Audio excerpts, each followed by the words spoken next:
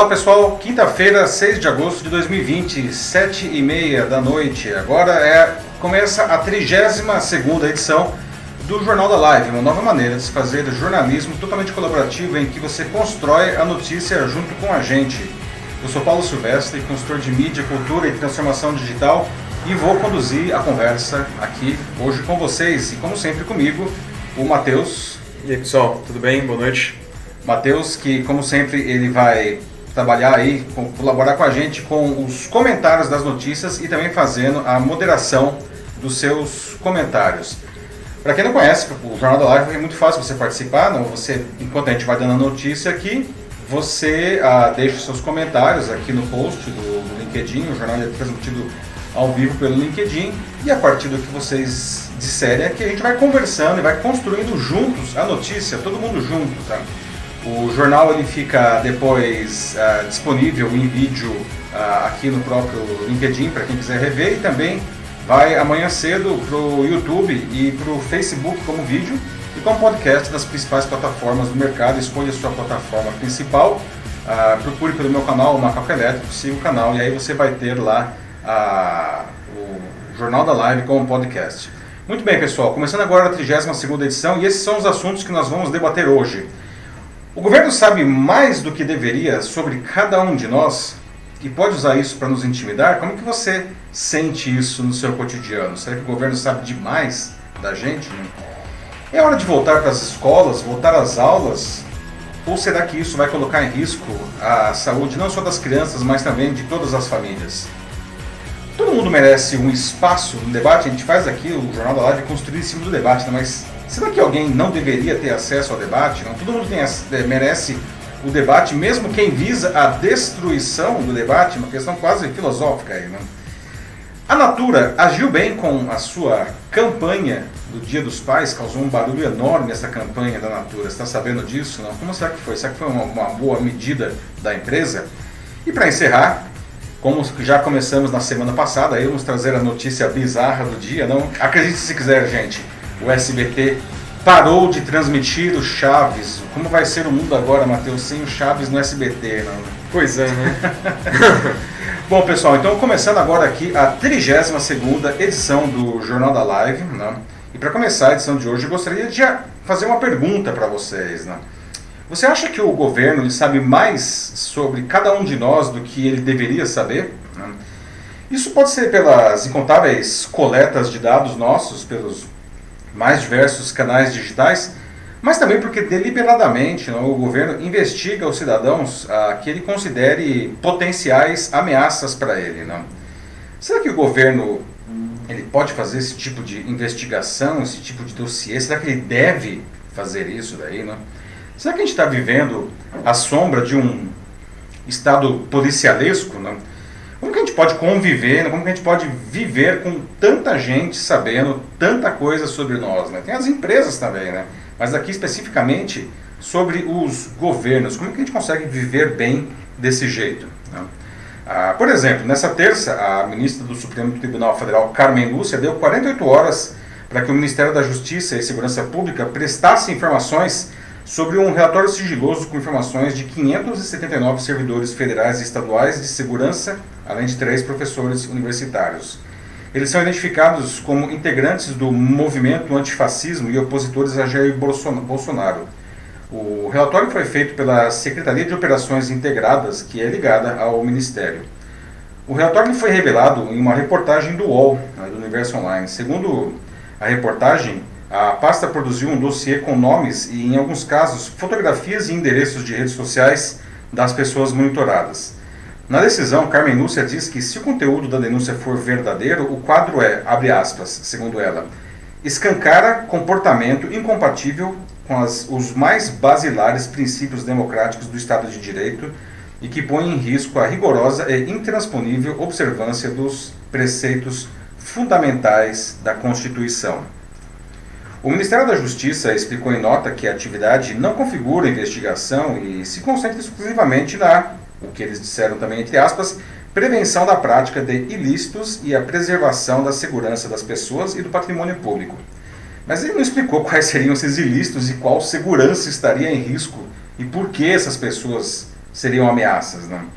Em compensação, segundo a reportagem, né, o dossiê ele foi repassado a órgãos políticos e de segurança e pode ser usado como subsídio para perseguições políticas dentro dos órgãos públicos. O relatório foi confeccionado poucos dias depois da divulgação, no dia 5 de junho, de um manifesto intitulado Policiais Antifascismo em Direção da Democracia Popular, que foi assinado por 503 servidores da área de segurança, aposentados e na ativa.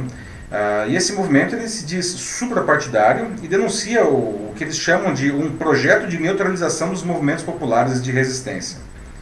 Bom, além da Carmen Lúcia, o relatório provocou reações negativas em diversas entidades nacionais e estrangeiras, como o Ministério Público Federal, a Anistia Internacional, a Associação Brasileira de Imprensa, o Fórum Brasileiro de Segurança Pública, além de políticos de diversos partidos da oposição. Bom, o governo, gente, vamos lá, né? Sempre teve muita informação sobre nós, né? Sobre os cidadãos, né? Isso não é nenhuma novidade, né? E isso acontece em todos os países, mesmo nos mais democráticos, mas, pelo menos em tese, né? Existem limites até para os governos, né? Seja nas informações que coleta sobre seus cidadãos, como faz isso, e como ele usa essas informações, né? E um dos limites mais conhecidos é justamente não usar isso para perseguição política, né? E uma democracia, ideias conflitantes, elas existem e devem ser toleradas, desde que, evidentemente, né, os seus autores não estejam praticando crimes, tentando se esconder por trás desse direito. Aliás, esse é um tema que a gente vai retomar daqui a pouco em outro debate. Né? Então, pessoal, o que vocês acham dessa lista aí, desse dossiê que foi organizado pelo Ministério da Justiça? Vocês acham que isso daí é uma coisa legítima? Não? O governo ele deve fazer alguma coisa assim, em nome da segurança nacional, ou algo que vale? Não? Você acha que o governo está abusando? Aliás, você acha que o governo sabe demais sobre você? Não? Você se sente assustado, ameaçado por uma coisa dessa daí? Como que a gente consegue viver em paz com isso daí tudo? E aí? E aí, Mati, já temos aí o pessoal falando? Temos alguns já, as pessoas estão tomando seu tempo aqui, a maioria parece que ainda está entrando. Uhum. Boa noite para quem está chegando agora. Mas vamos lá, já temos alguns. Começando com o da Adriana Chalela. Oi, Ela Adriana. diz que, sim, acredita que esse tipo de controle sempre existiu. Porém, nesse governo, toma cores de festa de criança, então, Gostei controle primário.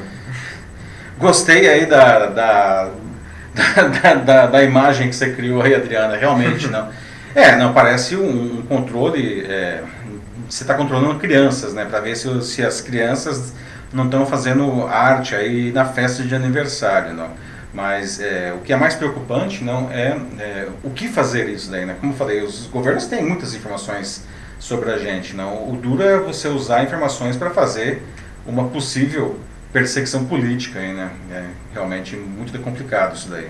Eu já ia falar uma coisa, mas a Adriana ela acabou de escrever, dando uma continuação ao comentário anterior dela e ela ganhou de mim, que é sobre qual que será o possível motivo para o governo estar fazendo isso. Uhum. E aqui o que ela coloca é justamente de que isso pode ser uma resposta, né, às investigações sobre as fake news, né, o inquérito das fake news, ou até mesmo aquilo que o Alexandre de Moraes tem feito em relação ao cancelamento de contas bolsonaristas no Facebook. É verdade, não. Bem colocado aí a Adriana, né, e o Matheus ia falar justamente isso daí, não.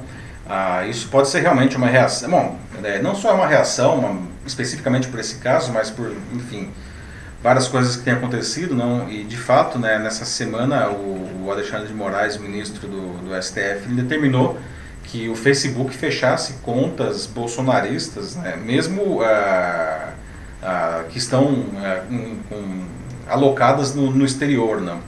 O que não faz, em termos de redes sociais, não faz muita diferença onde que está a conta. A gente sabe que a questão geográfica desaparece na internet. Não? O Facebook, inclusive, bateu o pé, enfim, aceitou, né, mas disse que ia recorrer, inclusive, dessa decisão. Né? Mas, de fato, essas contas foram fechadas. Né? Sim.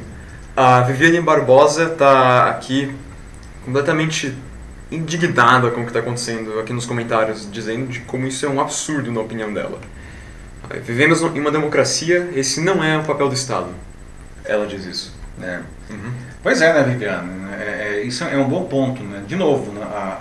Opiniões divergentes são bem-vindas, né? Vamos debater isso, inclusive, de novo mais para frente aqui. Mas desde que isso não esconda crimes, não. Agora, você ser contra o governo não é um crime, não, é um direito.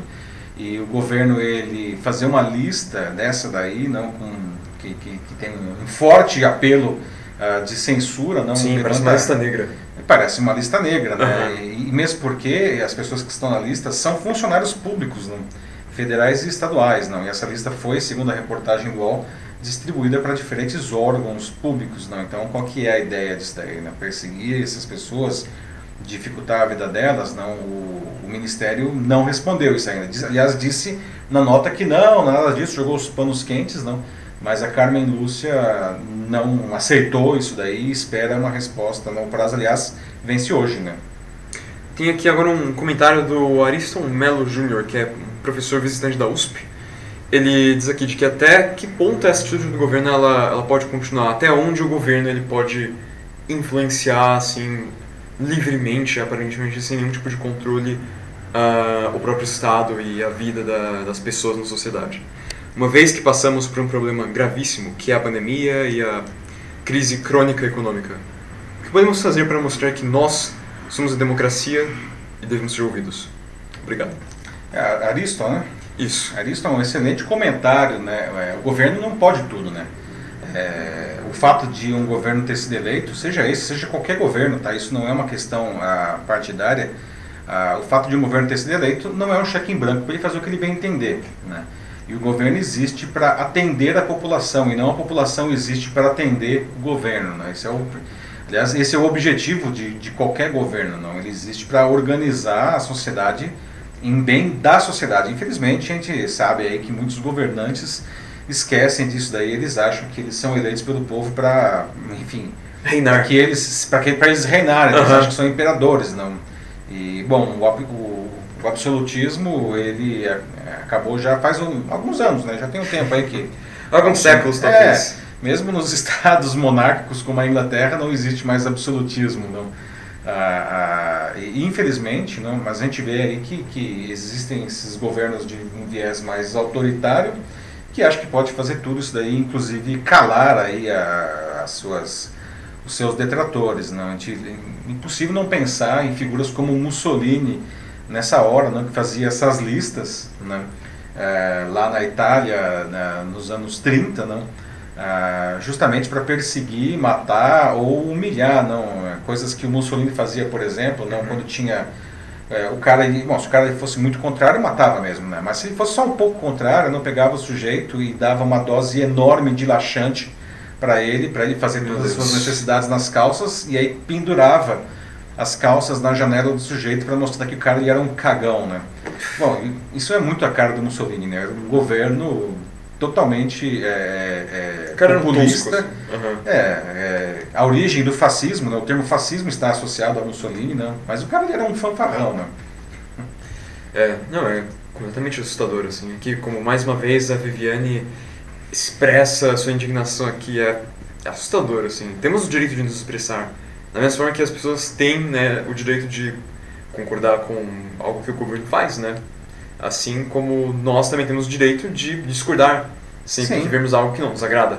É a base da democracia. Então, claro que ver alguém preparando uma lista negra, assim, ainda mais o próprio líder da República, né, o presidente e o Ministério da Justiça. Justamente quem deveria ser contra, abolir esse tipo de ação. Porque fere a própria base, os fundamentos do Estado democrático. Exatamente, Matheus. E a Viviane colocou também corretamente. Aí, né? Aliás, isso parece... Cada vez mais eu acho que a gente está dentro do Estado que foi criado e inventado pelo George Orwell na sua obra 1984. Não? Sim. E eu lembro dos ministérios, não, que eles eram o contrário do que eles diziam ser. Então, o Ministério do Amor era quem pregava a guerra, não? O Ministério da Informação era quem justamente promovia a desinformação. Qualquer semelhança com a atual realidade, não só do Brasil. Previu fake news desde lá atrás. Vale lembrar que o livro 1984, se não me engano, ele foi escrito em 1948. Não, tá? totalmente visionário. Totalmente visionário, né? E agora nós estamos aí, aliás, outra coisa que o George Orwell fala no livro é a nova língua, né? Ou seja, a linguagem, uma nova linguagem que foi criada, né, pelo Estado para justamente facilitar a desinformação e o controle dos cidadãos pelo Big Brother, que era o grande irmão, que era um líder desse Estado distópico, totalmente totalitário, né? E eu pensei assim, tipo, que o George Orwell já ficaria enojado e aterrorizado com o nosso Big Brother, no caso, o reality show. Pensei que isso seria o suficiente para assustar ele, mas não, imagina ele ver o cenário, né, o contexto por completo, tipo, como as coisas estão no mundo agora, meu Deus, o cara deve estar se revirando no túmulo dele. O Big Brother, o reality show, ele ganhou esse nome justamente porque no estado do 1984, os cidadãos eles eram controlados por câmeras, né? Não tinha como você ir para algum lugar que não tivesse uma câmera te olhando, né? Então, quando o pessoal lá da Endemol criou o Big Brother no ano 2000, não, eles fizeram o nome, basearam, porque, enfim, todo lugar que você vai ter uma câmera te olhando, né? Um trocadilho infame aí que, enfim, tá aí há 20 anos, né, com sucesso. Pois é. A Aurisson tá aqui agradecendo a live aqui, nos parabenizando, tipo... Prazer, nós agradecemos a sua presença e os seus comentários, aliás, de todo mundo, né, porque o Jornal da Live, ele... Não seria isso aqui. A proposta dele é justamente fazer o debate, não, e dar voz a todo mundo aqui, né, a gente quer justamente que mais e mais pessoas venham conversar com a gente sobre as notícias, né? Então nós agradecemos a você. Claro. Bom, pessoal, passamos para o próximo assunto, Mate? Parece que sim. Vamos para o próximo assunto. Estou um pouco quieto agora. Está na hora mesmo aqui já, 7h46, agora 19h46, gente. Não. Nosso segundo debate de hoje, não, a gente vai falar sobre volta às aulas de novo, né? Porque esse é um assunto que realmente vem e vai, né? Toda semana está no noticiário. Né? Nossa, acho que um mês já. E normalmente nós estaríamos agora, né, está começando agosto, a gente estaria começando o segundo semestre letivo em condições normais. Né? Só que por conta da pandemia de Covid-19 virou tudo uma grande confusão e muita incerteza. Na verdade, é que ninguém sabe como fazer essa volta às aulas aí com segurança. Né? E agora é hora de voltar às escolas, não, isso pode colocar em risco a saúde das crianças e das famílias por consequência, porque se a criança se contaminar na escola, ela pode contaminar seus familiares. Não. E aí eu queria saber de vocês, se a volta às aulas fosse hoje, né, decide que as escolas estão abertas e as crianças voltam, né, você deixaria seus filhos voltar para a escola? Não? E se for em setembro, como é a proposta aqui do estado de São Paulo, será que aí já dá para levar seus filhos para a escola? Não? Por outro lado, se as crianças não voltarem, como é que fica? Não? Se você for pai, aliás, não, de crianças, você tem ajudado as crianças, seus filhos nesse processo, nas tarefas aí, não? Ou você está enlouquecendo com isso daí? Não? No Rio de Janeiro, o governo do estado e a prefeitura da capital estão batendo cabeça lá sobre quando as escolas devem voltar. Não? Originalmente isso ia acontecer nessa semana agora, mas não aconteceu. Né? Pais, professores e profissionais de saúde são contra isso. Né? No estado de São Paulo, a data prevista, por enquanto, para a volta é 8 de setembro, mas nem o governo do estado é categórico em afirmar isso daí, né? Dizendo que pode mudar se o estado não permanecer na chamada fase amarela por 28 dias consecutivos antes dessa data. Tá? Bom, independentemente dessa data, né, a cidade de São Paulo pode empurrar mais para frente essa volta indefinidamente. Né? Há um temor das autoridades municipais de saúde de que os estudantes se infectem nas escolas ou no caminho até elas e transmitam o coronavírus aos seus avós. Né? Além disso, ao menos 6 municípios da Grande São Paulo já disseram que só voltarão depois. Não? Os prefeitos, aliás, de Santo André, Mauá, Rio Grande da Serra e Ribeirão Pires já anunciaram que as escolas da rede pública municipal dessas cidades só reabrirão em 2021.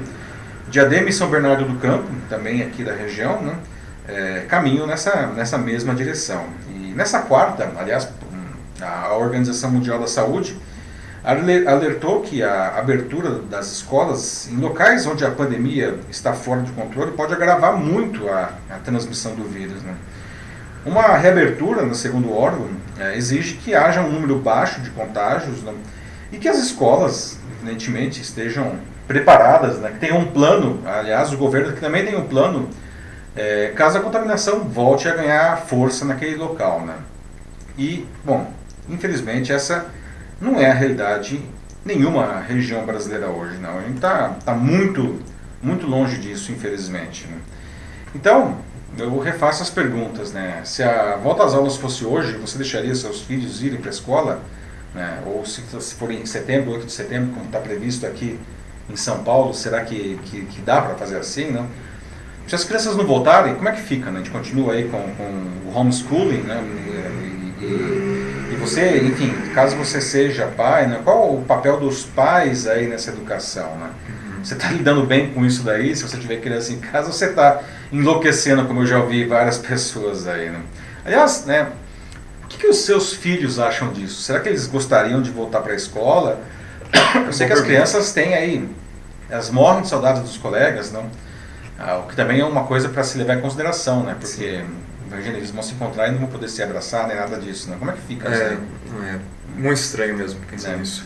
E aí, bom, até agora parece que existe uma unanimidade aqui de que é uma péssima ideia o retorno. Então vou começar a ler os comentários. Começando pela Adriana Chalela mais uma vez, dizendo de que é inviável e irresponsável. As escolas não estão preparadas. Talvez, ela diz, só com um bom planejamento, assim, algo feito assim com maior atenção, mas sim, eu concordo, mas o problema é que eu não tenho muita confiança que eles façam isso, sabe? Parece que eles estão muito, muito desesperados. Aqui em São Paulo, principalmente, assim, uma hora eles falam uma coisa, outra hora eles falam outra. Como sobre o plano de São Paulo, que eles falaram, né? Como que era 100%, primeiro 100% dos estados, das regiões, né? Das regiões teria que estar na fase amarela por 28 dias, agora já são 80%, 14 dias, eu acho, né? Mudou tudo. Então, tipo, por isso eu não confio muito nessa ideia de com bom planejamento, não, porque eu sinceramente não acredito que eles possam fazer um bom planejamento mais. E Adriana, você coloca aí a questão do plano, né? Isso é essencial, né? E eu como professor também, eu confesso que eu fico muito confuso, né? Porque diz assim, quando voltar as escolas, só vão poder ter 30% de ocupação, né? Ou seja, as crianças elas iriam no máximo 2 vezes por semana na escola, para ter o distanciamento dentro da sala de aula. Né? Mas como que faria isso? Né? Que os professores eles vão ter que dar 100% das aulas para 100% dos alunos. Né? Mas se só vai ser a cada 30% por turma, quer dizer que os professores vão ter que dar 3 vezes a mesma aula para cada turma, não? Em que momento isso vai acontecer, não? E os professores eles vão ter tempo para fazer isso daí? É uma questão bem, bem complicada, né, Adriana? Não sei como eu como educador não consigo resolver essa equação ainda. Pensando pro lado dos professores, é no mínimo exaustivo, no mínimo, assim. Depois tem o Anderson Araújo aqui, dizendo algo bem interessante de se pensar. Mas uma grande preocupação também, que as crianças, principalmente as menores, né, não vão querer ficar o tempo inteiro com máscara dentro da sala de aula. Pois é. Deve ser muito desconfortável e mesmo os menores, né, tipo, acho que eles não são muito fãs da ideia. Bom, os menorzinhos mesmo é muito complicado, né, porque eles não têm a consciência desenvolvida da importância disso daí. Eu acho que talvez, ou do perigo. Ou do perigo, sei lá, acho que talvez a partir dos 8 anos, aí talvez esse negócio comece a ficar um pouco mais claro, não? Mas as crianças, principalmente do ensino infantil, vai ser muito, muito complicado. Só que é mais do que a máscara, né, Anderson? É a questão de você estar com os seus colegas, que você está morrendo de saudades, e não poder dar nenhum abraço, né? Não poder brincar próximo, enfim. Até a questão, segundo as propostas do governo, até o recreio, né, seria abolido, não? As crianças tomariam um lanche na própria sala de aula com um distanciamento, né? Ou seja, não é a mesma experiência de forma alguma, né? Você traz um ponto bastante interessante, como que as crianças lidariam com isso. Sei lá, se falar do ensino superior, né, que já são adultos, né, pós-graduação principalmente, vai ficar muito mais fácil isso, né? Agora, realmente, quanto menor, mais complicado mesmo. Né? Sim, inclusive esse cuidado que você falou da educação no ensino superior, né, algo que o Denis fala também, a mesma coisa, né, de que um adulto ele já tem essa percepção do cuidado, de certa forma, mas a criança não tem esse pensamento. E muitas, assim, querem só né, se reconectar com os amigos, brincar E aliás, isso faz parte do processo pedagógico, sim, né? A sim. escola não é só aula, aula, aula. Desenvolvimento da criança. Exatamente. Como cidadão, a como criança, pessoa. né, como pessoa, né, como indivíduo, né? O contato com os seus amigos faz parte do processo, não? E uma das grandes perdas, principalmente para os mais novos aí, não, da pandemia, é justamente essa falta de socialização, né? A escola também é socialização, é você justamente conviver com pessoas diferentes, conviver com pessoas de fora da sua família, não? E isso é uma coisa que as crianças estão sendo privadas e que traz um prejuízo muito grande para a formação delas, e infelizmente, não? Mas de novo, né, como lidar com isso, né? O Anderson levantou essa lebre aí, e o Denis agora está... O Anderson levantou a bola e o Denis está cortando, não, muito bem colocado. Não. O Anderson, inclusive, ele é do Rio também. Ele falou de que no Rio ainda não falaram nada, na verdade. Então parece que a situação está meio em silêncio também. É que ninguém sabe, né, Anderson? Nem no Rio, nem em São Paulo. Ou qualquer lugar. Vamos ser realista, em lugar nenhum, né? Tá tudo muito no achismo, assim. Existe um fator aí que é complicadíssimo, não? Que são as escolas particulares como negócio, não? As escolas particulares elas estão sofrendo uma sangria de alunos, não? A rede pública aqui em São Paulo, por exemplo, né, observou um crescimento de pedido de transferências ao longo desse período, né? Ou seja, fora do momento normal de transferências, na virada do ano letivo, de 60%. Ou seja, muitos pais estão pensando o seguinte, já que para ficar em casa, então eu vou parar de pagar a mensalidade. Né? E algumas escolas, principalmente escolas pequenas, né, não estão aguentando isso e estão quebrando. Né? Não só aqui em São Paulo, no Brasil inteiro. Né? E isso é uma coisa que é mais grave ainda em escolas de ensino infantil, porque na visão dos pais aí é mais dispensável ainda. Né? E para as escolas particulares, portanto, isso é um baita de um problema. E em casos como ensino médio ou até mesmo ensino superior, os alunos e pais têm se juntado para pressionar, já estão pressionando desde praticamente o início da pandemia para a redução das mensalidades, que é uma coisa com a qual as escolas particulares têm tido que embarcar desde o começo, que é uma pressão e tanto. E que é um negócio delicado, porque as escolas continuam tendo suas despesas, não, e a maior despesa é a folha de pagamento, e a folha de pagamento, enfim, não diminuiu, né? Então, as escolas também, do ponto de vista de sustentar o negócio, tem é um pepino. Sim. É um pepino enorme. Não? Por outro lado, a gente vê aí 9 milhões de pessoas desempregadas, aí, mais, né? 9 milhões não, né? A gente está com, quanto que está agora? 13 milhões de pessoas? Acho 14 milhões de pessoas? Por aí, acho que uns 13. Não, estava com...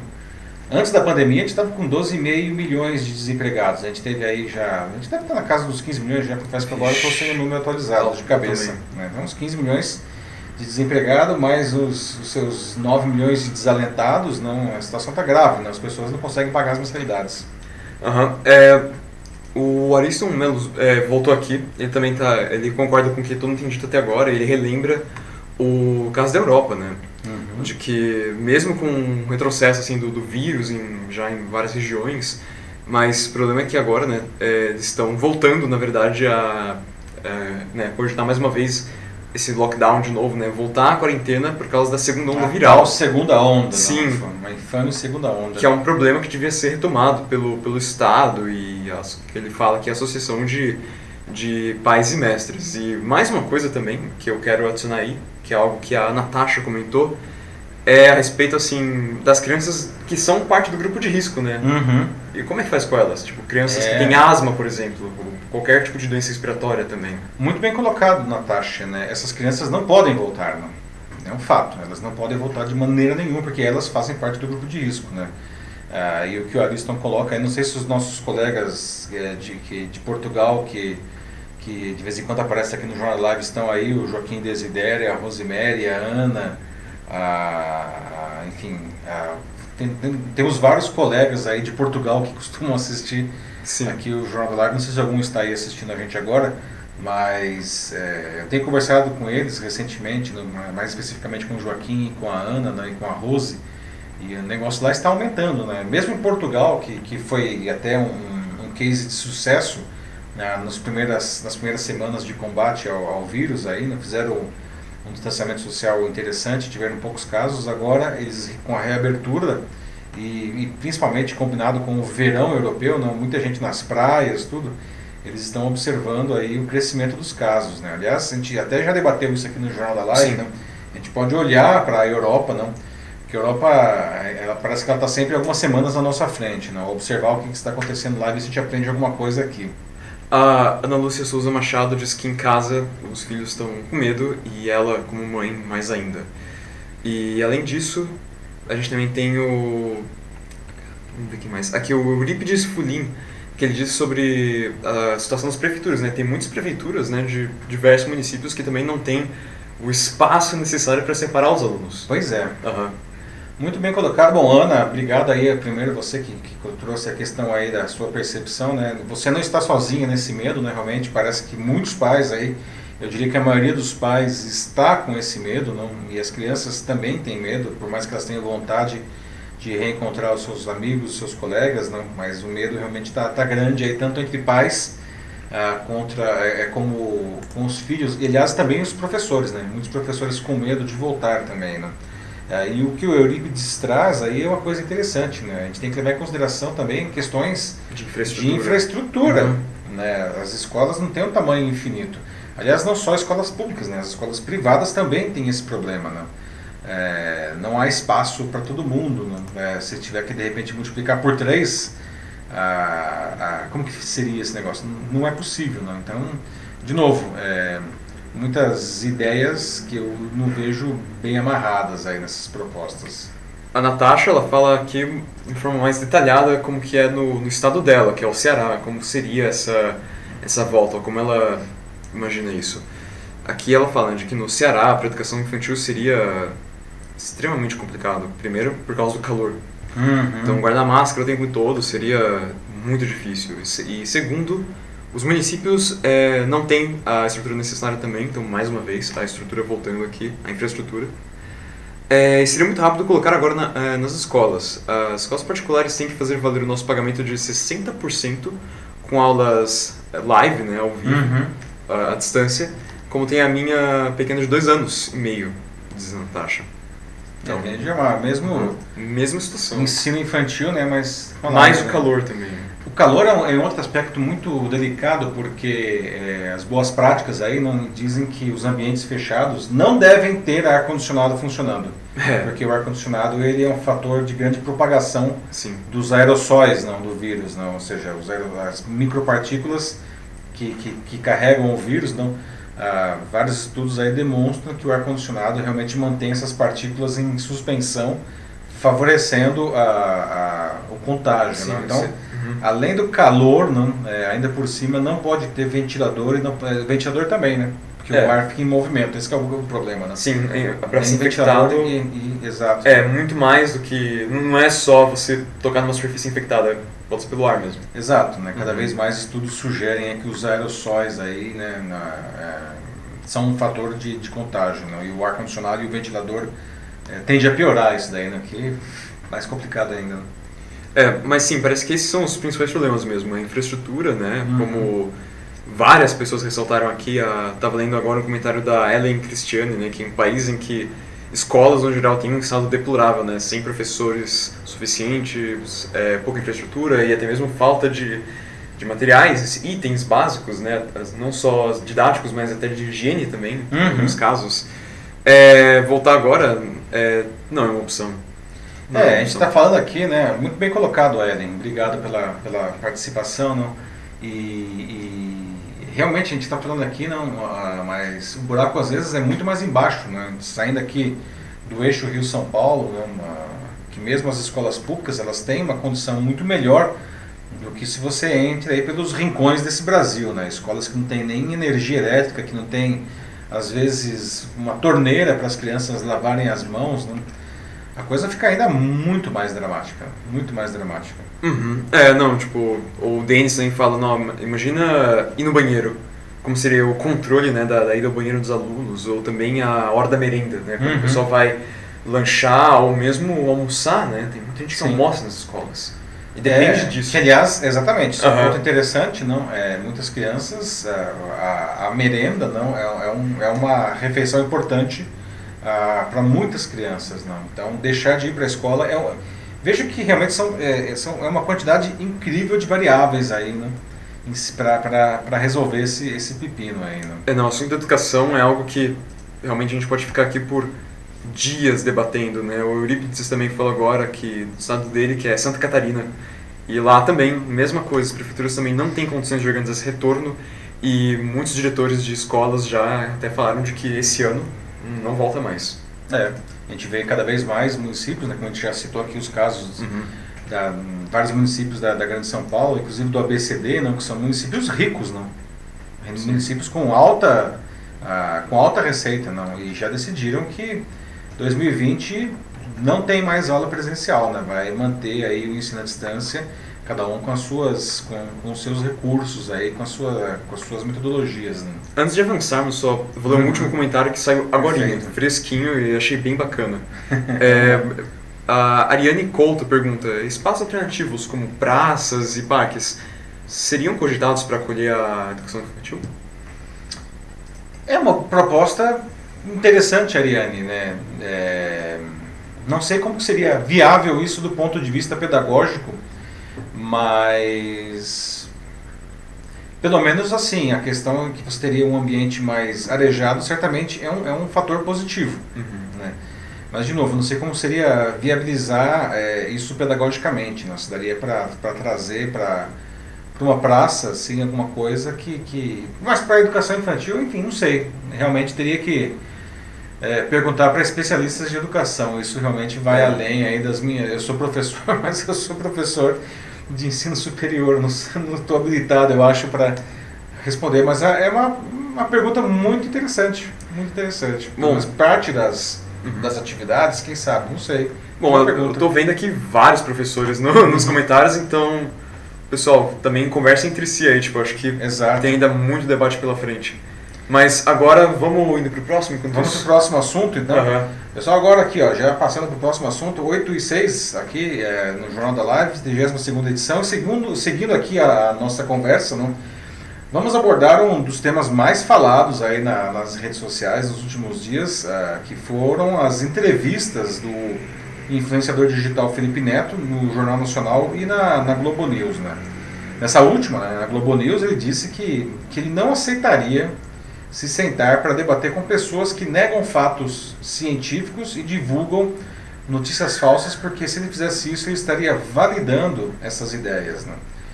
E é um ponto que rende um belo debate, não? Afinal, ao debater com pessoas assim, não, a gente estaria de alguma maneira, enfim, legitimando as suas ideias, não?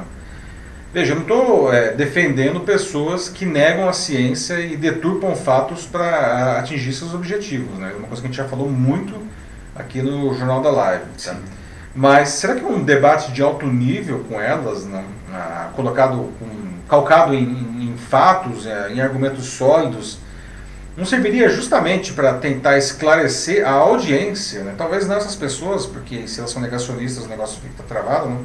Mas o público, né? A audiência sobre, enfim, a verdade, não? Afastando as pessoas das fake news, das manipulações de alguns grupos, tá?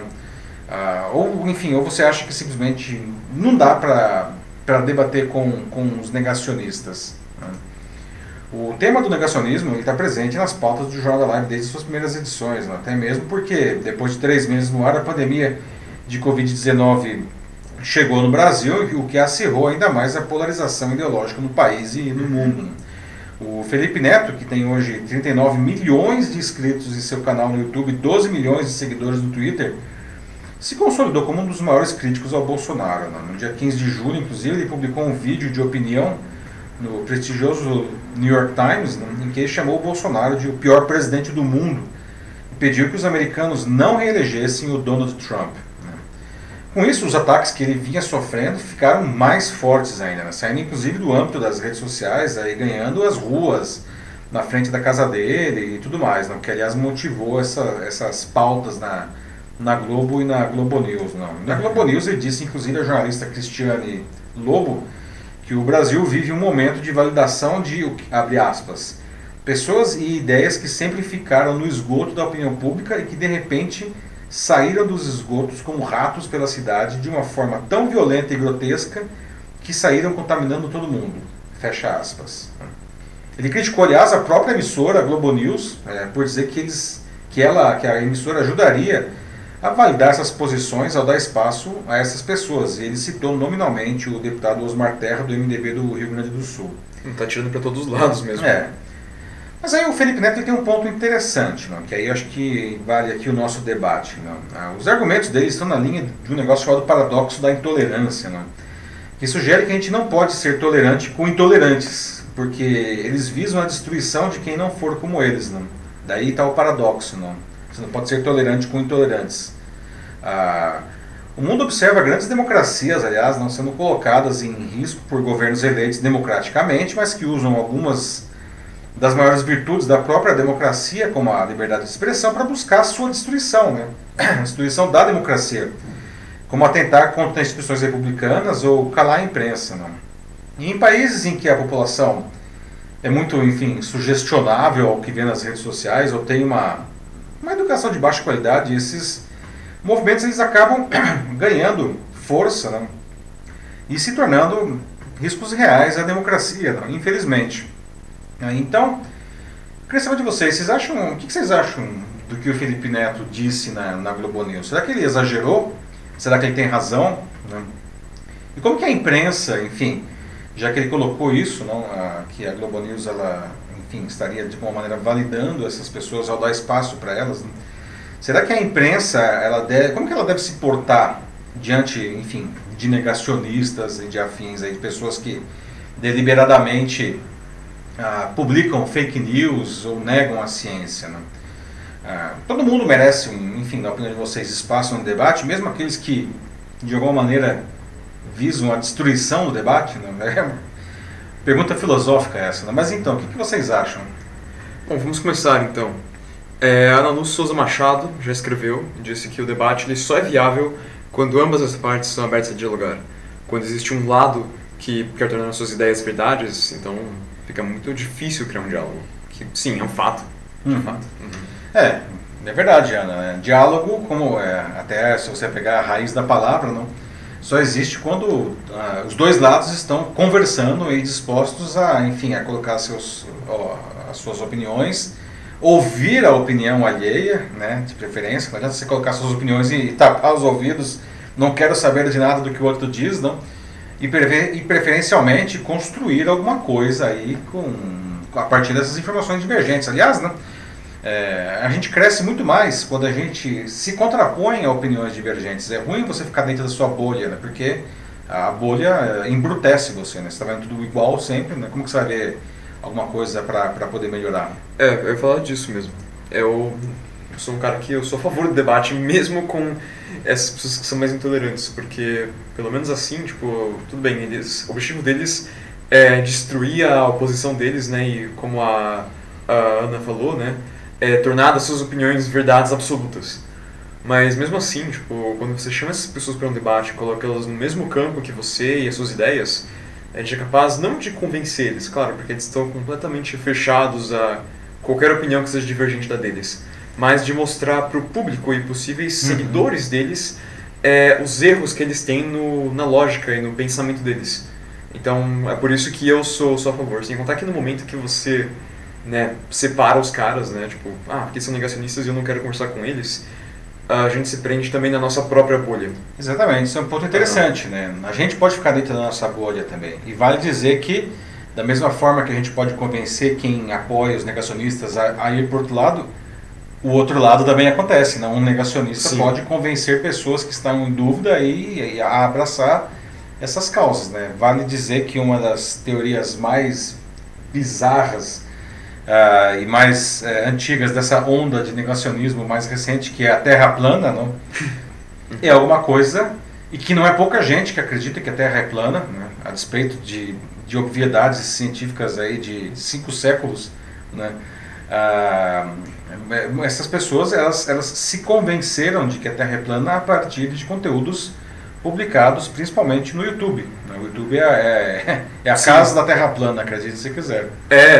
Só é engraçado que assim que você falou em Terra plana, eu li o comentário aqui da Viviane, falando, né, de que, né, como é insuportável esses negacionistas, como ela fala, que a Terra é redonda, não é plana, as vacinas ajudam a erradicar doenças, jamais usaria cloroquina e porque não tem eficácia no tratamento da Covid-19. É difícil a convivência, mas eu mantenho o meu ponto. Eu ainda acho que o debate ele é importante. E que é algo que o Ariston ele voltou aqui e concorda. Ele diz que concorda com a gente aqui que devemos jogar com todos os lados. Lembrem que a ciência já foi utilizada para refrendar situações atrozes no passado. Muito bem colocado, Ariston. Uhum. Uma coisa que diferencia a ciência dos dogmas, né, é que a ciência ela aceita que ela é falha, não? A ciência ela sempre vai trazer, e isso aliás está ficando muito claro agora nessa pandemia que a gente está vivendo, não? A ciência ela sempre vai trazer a melhor visão que ela tem disponível no momento, com o que ela pôde, enfim, observar, pesquisar, não?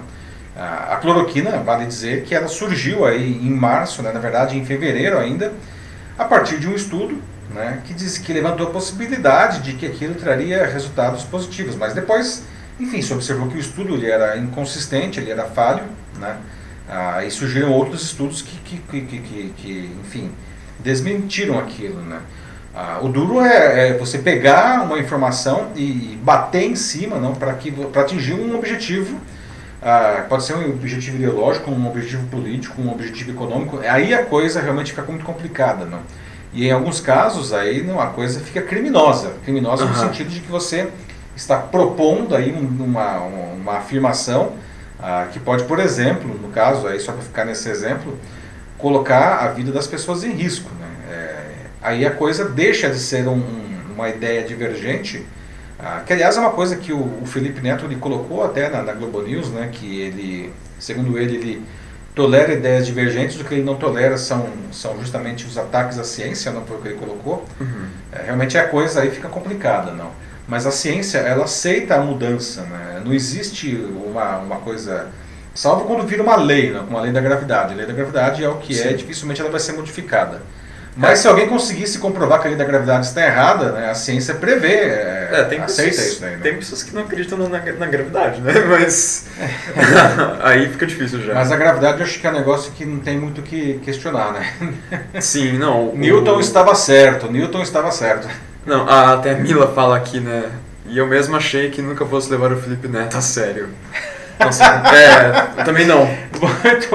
Muito bom, Mila, né? Nunca imaginei o Felipe Neto nessa posição que ele está agora, de verdade. O Felipe Neto, para quem não conhece a história dele, o Felipe Neto era um youtuber, desses youtubers chamados teens, não? Ainda de certa forma. Ele ainda de certa forma, né? Apesar de ter 32 anos. Mas ele ficou famoso com vídeos como Vou cobrir o meu irmão com a moeba, não? Um dos grandes sucessos da primeira fase aí do Felipe Neto, não? E de uns tempos para cá que ele resolveu mudar e assumir inclusive esse posicionamento mais político aí tudo, não? Mas pois é, Mila, né? Nada como um dia após o outro, né, Mila, né? Pois é. Bom, a gente tem outros comentários aqui, mas o problema é o nosso tempo. Nós estamos agora 8h18, podemos ir aí para um outro assunto que, aliás, não Sim.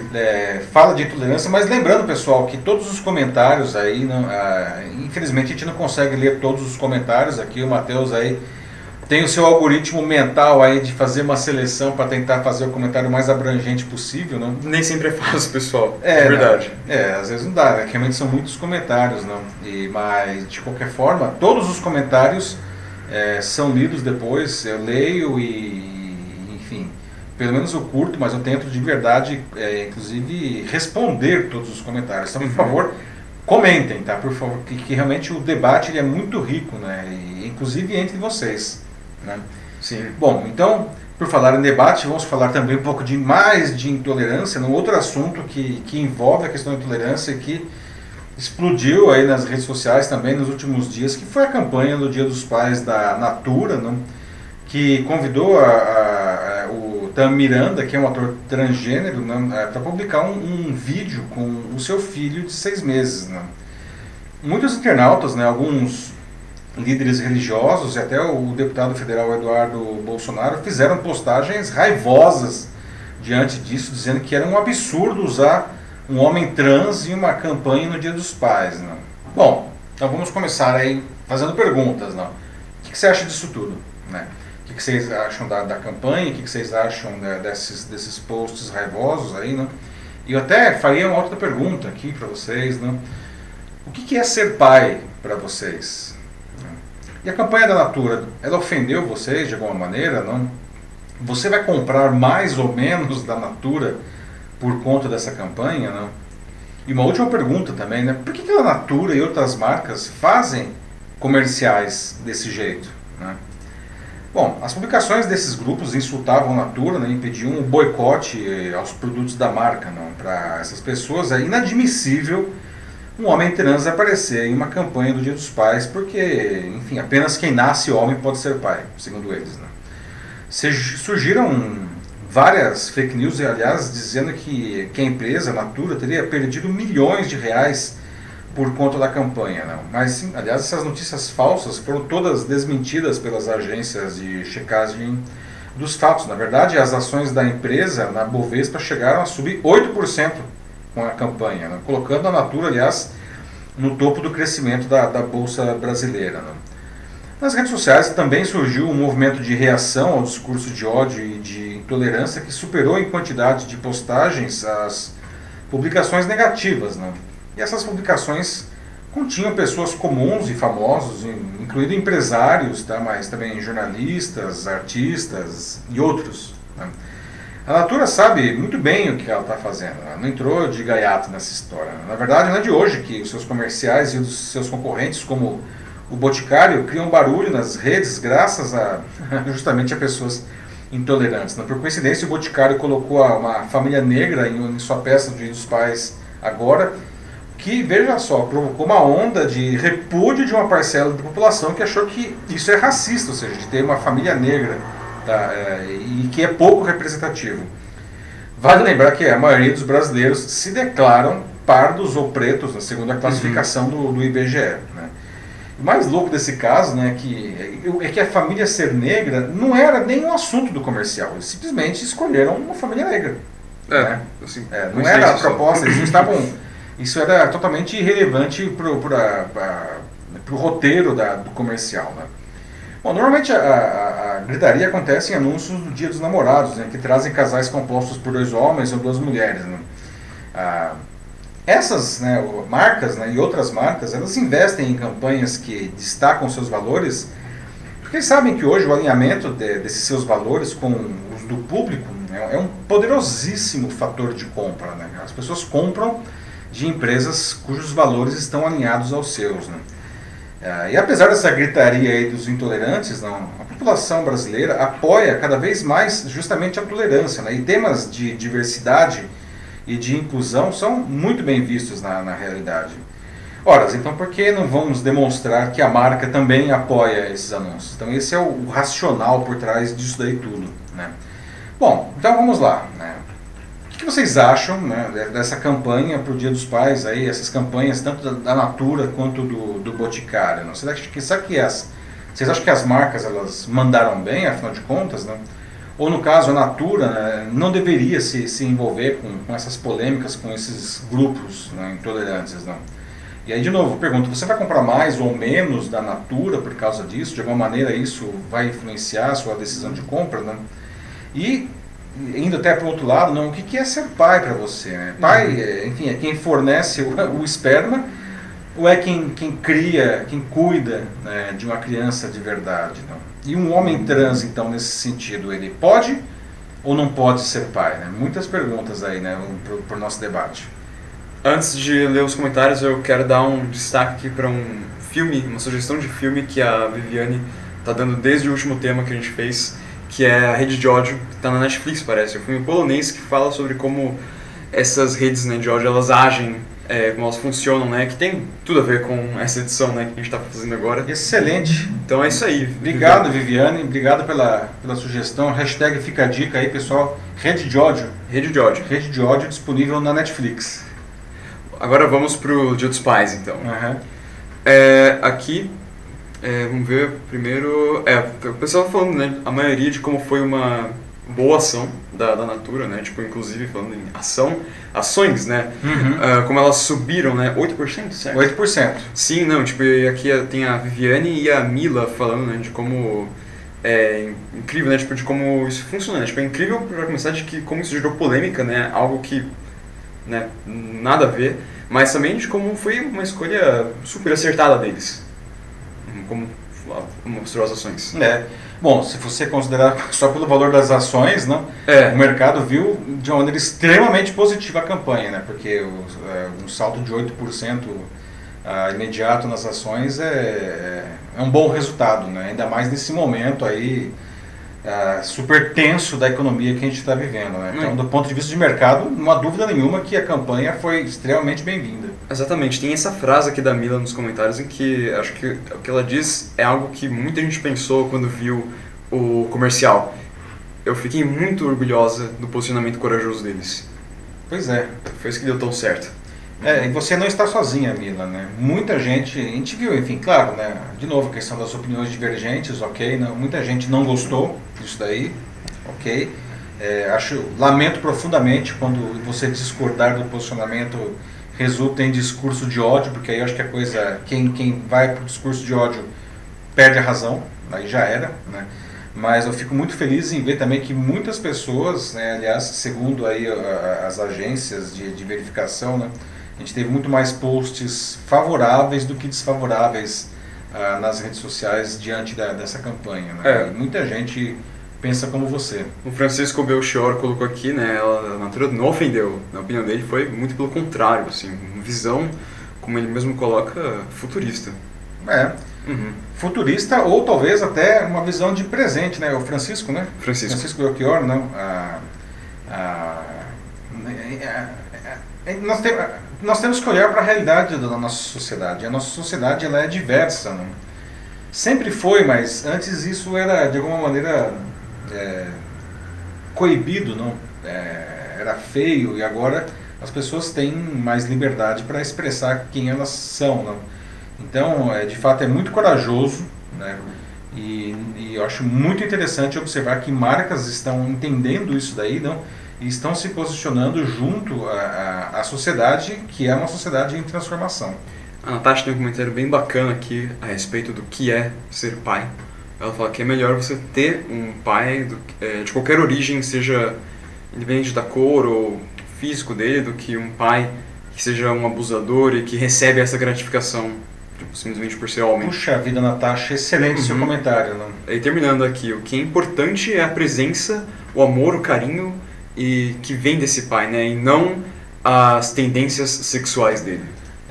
Muito bem colocado, não? E infelizmente a gente vê aí, enfim, a maioria das famílias ditas, digamos, normais, né? E aí esse normais está dentro de aspas bem grandes, né? A gente vê, enfim, crianças que crescem com todo tipo de problema, de distúrbio, não?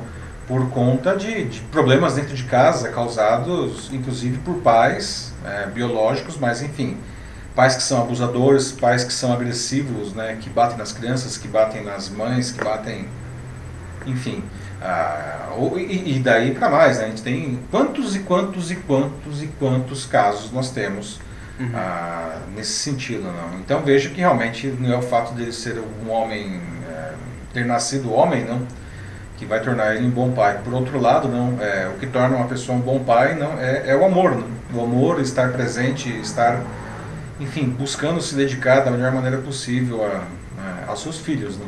É legal você ter falado do amor, que eu tô vendo agora o comentário do Ariston que ele fala, né, de que olha, ele tem uma formação religiosa por conta da mãe dele. E ele fala, né, pra mim, Deus é amor. Muito bom, Ariston. Aí ele conclui aqui que o amor sobrepõe a opção sexual. Então, sim, é claro que propaganda foi uma grande jogada de marketing da Natura, mas você não pode julgar ninguém pela opção sexual. Ele termina aqui, né, tipo, fala sério. A gente tá no século XXI, né, por favor. Não, e assim, marketing. É claro que é marketing, mas existem marketings e marketings, né? O marketing, aliás, né, o marketing moderno, ele se afasta do marketing antigo, né? Porque ele não está só simplesmente querendo vender alguma coisa, não está empurrando aí uma mensagem comercial goela abaixo das pessoas, né? O marketing hoje que realmente é eficiente é o marketing que inspira as pessoas, é o marketing que educa, que ensina, que diverte, não? É assim que as pessoas se conectam com as marcas hoje, não? E essa campanha, particularmente, é uma campanha que educa e que inspira, não? E fala de amor, não? Isso é amor. Aliás, O caso da Tami nem aparece no comercial de TV, não é uma postagem que ela fez nas redes sociais, né? Uma bela postagem dela com o filho dela de 6 meses, né? Dele, né? Perdão. Mas a peça da televisão, né? Uma peça maravilhosa, né? Que eu convido todo mundo a ver também. Sim, não, exato, assim, o consumidor, as pessoas mudaram, tipo, não é mais o mesmo mundo de 20, 30, 40 anos atrás. Pois é. Por isso, né, como a Tatiana fala, né, os RHs das empresas estão puxando, sim, cada vez mais esse tema de inclusão, diversidade, né, contra racismo e intolerância, porque é o que as pessoas buscam agora, o que elas querem atingir, isso, assim, e como a Viviane fala também, isso só vai ser alcançado quando grandes marcas, né, como a Natura, por exemplo, e a Boticário, apresentarem esses temas, mas apresentarem com essa naturalidade, como a Boticário, por exemplo, que escolheu uma família de negros, né? Mas por quê? Porque eles são negros? Não, porque sim, ué. Porque é uma família. Podia ser qualquer outra família. Né? Podia ser uma família de brancos, podia ser uma família de asiáticos, assim, não importa, assim, eles só escolheram uma família e tá, eles são negros, mas daí, né? Isso que é o bom, isso que é exatamente, né? A Viviane coloca uma coisa realmente importante aí, né? As empresas precisam se posicionar. Toda empresa, não? Seja uma pequena empresa, seja uma multinacional, ela é um organismo vivo dentro da sociedade, não? Ela precisa se posicionar de uma maneira construtiva. E a Tatiane falou também uma coisa importante, não?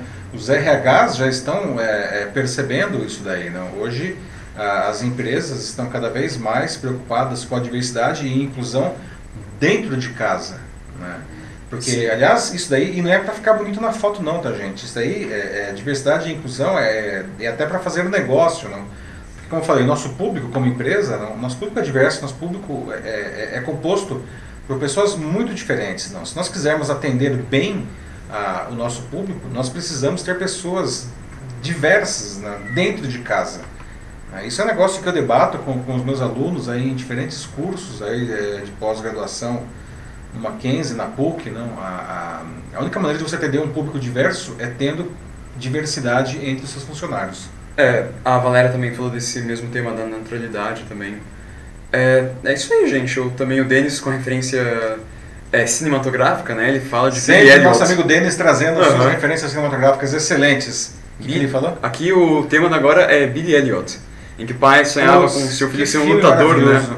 Mas demorou um pouco para entender, mas redescobriu o que é ser pai ao longo do filme. E assim, dessa forma, o filho se tornou um bailarino de grande sucesso. Belíssimo filme, gente. Aliás, mais uma fica a dica, hashtag fica a dica aí, Billy Elliot. Estava disponível na Netflix, não sei se continua, tá? Mas se não estiver, eu recomendo muito fortemente que vocês procurem esse filme. Um filme maravilhoso, um filme inglês. Na época da Margaret Thatcher como primeira-ministra britânica. Lindo, excelente dica, Denis, obrigado. E obrigado a Valéria também pela participação. Né?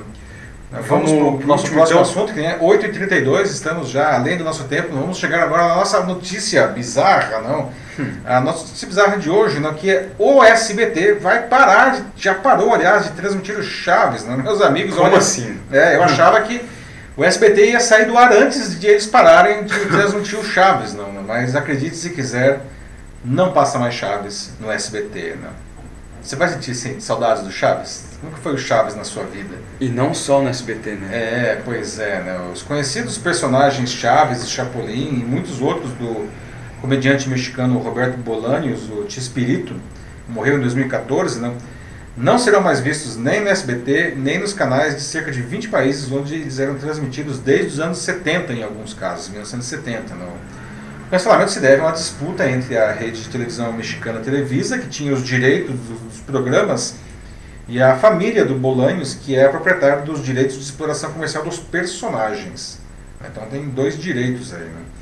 O Chespirito tinha cedido à Televisa os direitos de seus personagens até 31 de julho de 2020. Só que agora, né, acabou de passar essa data, quando a data chegou, a Televisa não renovou os direitos. Né? O SBT, aliás, disse que está na torcida para um acordo entre as duas empresas mexicanas para retomar a transmissão entre a Televisa e a empresa aí da família que representa o Chespirito. Né?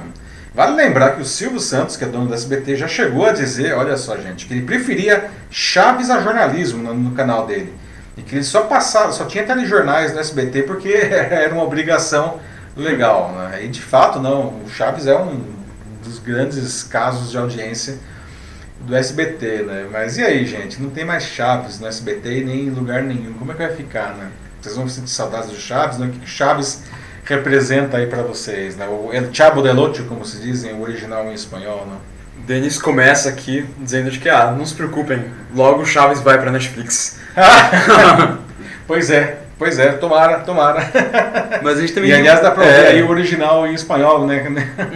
Sim, verdade. Até inclusive em espanhol, até é mais engraçado, na minha opinião. Tem algumas piadas, né? Só funcionam em espanhol. Que eles usam muitos trocadilhos infames, né? Quando sai do espanhol. Mas uma coisa que eu acho sensacional é traduzir as localidades, né?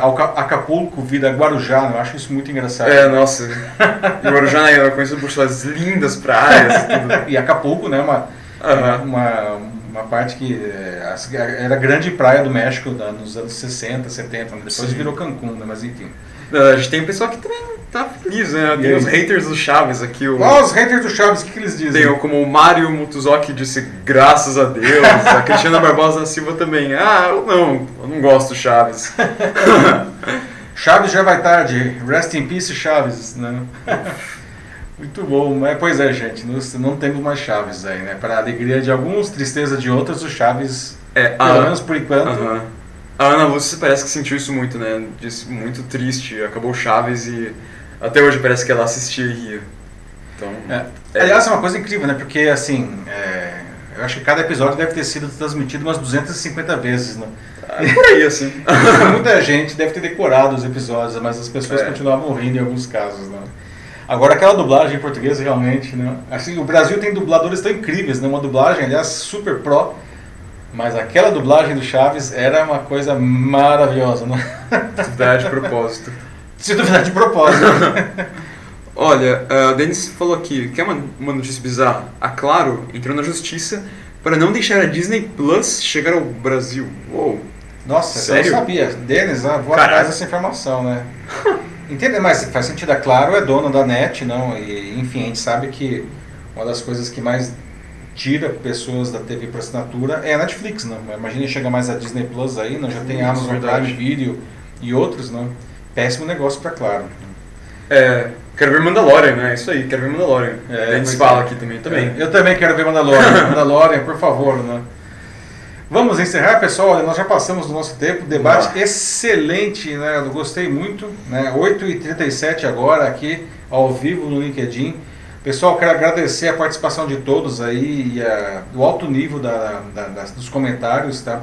Lembrando que realmente o Jornal da Live só existe graças à participação de todos. Então, convidem, aliás, os seus amigos, espalhem aí, compartilhem aqui para que a gente tenha mais pessoas debatendo junto com a gente. Quanto mais melhor. No Jornal da Live. Quanto mais melhor, né? Quanto mais diversidade, inclusive, não melhor. Exatamente. A gente é super favorável ao debate. Então é isso, agradeço novamente a participação de todos. Tá?